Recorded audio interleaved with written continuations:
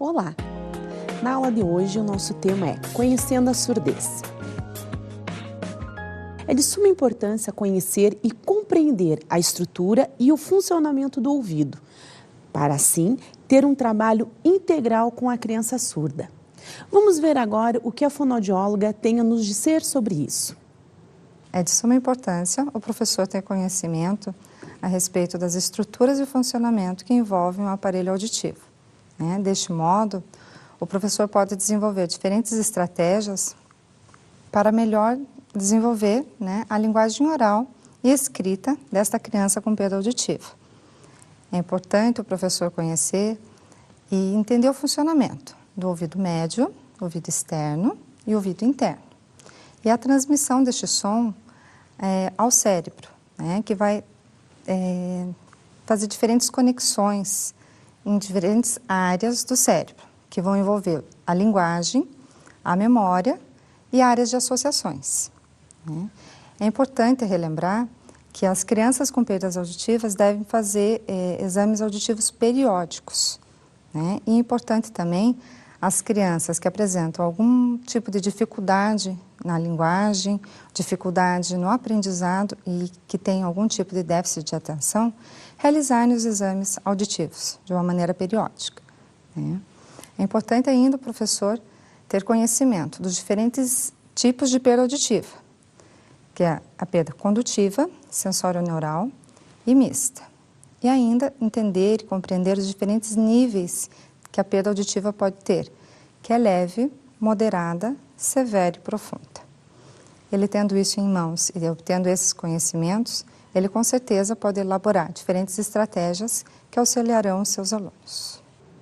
Vocês viram como o conhecimento desse assunto vem contribuir para o trabalho com a criança surda em sala de aula.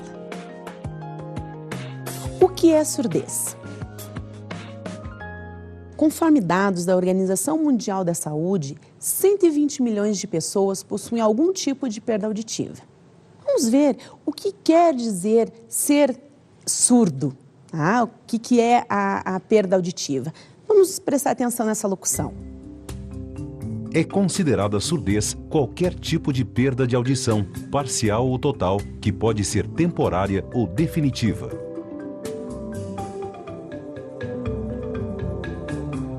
E aí é importante saber qual o tipo de perda auditiva do seu aluno. Ela é temporária? Ela é permanente? Qual é essa perda? Aí é importante para você poder ter um bom trabalho, um bom desempenho com essa criança em sala de aula. Para medir os sons que nos rodeiam, use-se uma escala para exprimir o nível sonoro que se mede em decibel. O símbolo é dB. O nome decibel é em homenagem a Alexander Graham Bell, o inventor do telefone. Decibel era a medida relativa de intensidade utilizada para medições de perdas telefônicas. E hoje nós temos esses exemplos comuns do que nós podemos medir em decibéis. Então, exemplos comuns, A gente não tem dano nenhum para a nossa audição, então sem dano nenhum. Folhas de árvores, que é 0 dB. Quando é incomodativo, então aquele ruído que incomoda, é uma conversa normal, é 60 dB.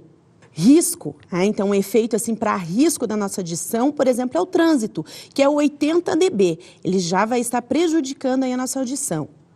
Lesivo para a nossa audição, uma motosserra, que é 110 dB. Altamente lesivo, esse efeito para a nossa audição.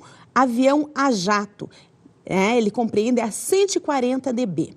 Então, esses exemplos que eu acabei de dar a vocês, para a gente ter uma noção. Então, por exemplo, 60 dB, algo normal, então uma conversa normal. 140 dB, já é lesivo. Então, você começar a perceber o que é um barulho, um ruído tranquilo, os dBs que são positivos para nós e o que já começa a lesar a nossa audição. Estruturas do ouvido. Embriologia da orelha humana. Como o feto reage aos sons produzidos pelo organismo da mãe e aos sons externos superiores a 90 dB. Então, por exemplo, o barulho de uma buzina, por exemplo, o feto já começa a estar escutando. Ele escuta tudo que está acontecendo dentro do corpo da mãe, mas o que está externo ele também está ouvindo. E é muito importante conversar com a criança ainda no ventre. Colocar diferentes tipos de ritmos sonoros para que ela entenda, que ela escute, chamar atenção para os sons. Então, olha o som do carro, mesmo essa criança ainda no seu útero. Importante essa conversa. Vamos assistir um trecho do documentário Tudo sobre a Gravidez, que exemplifica isso que acabamos de falar. Good night, moon. Good night, cow, jumping over the moon. At 26 weeks, the womb is no longer a bubble of silence, for the growing fetus is starting to learn the sound of mother's voice. Good night, kittens. Good night, mittens. Good night, clocks. As it develops, the fetus will be able to respond to sounds both inside and outside mother's body. Good night, mouse. The fetus's world is getting noisier by the day.